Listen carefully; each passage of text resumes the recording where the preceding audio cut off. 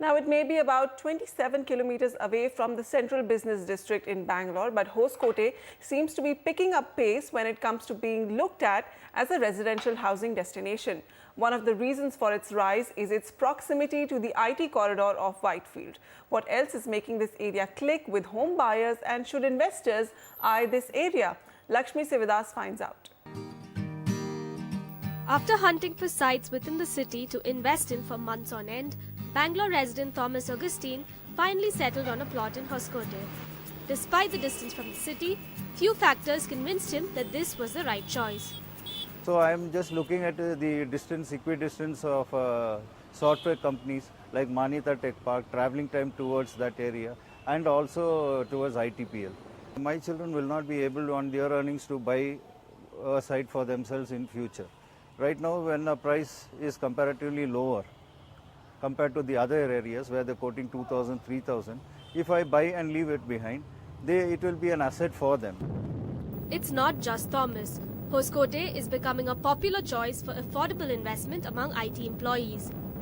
The major reason for this is its proximity and connectivity to the various IT hubs of the city.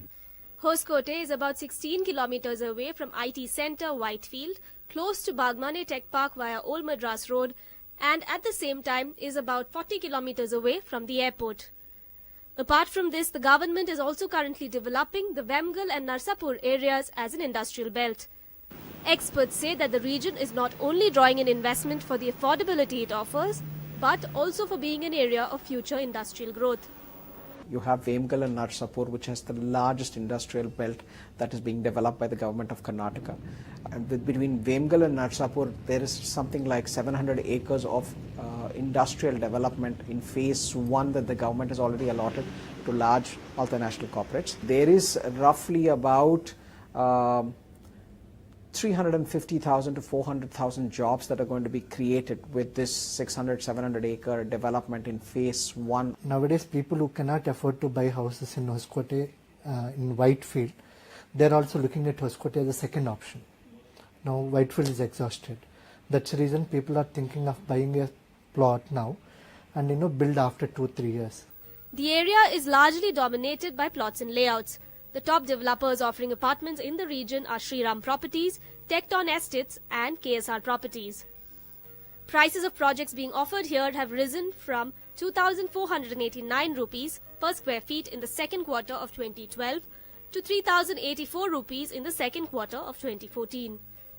Apart from this, there are major challenges still existing there, like the availability of water.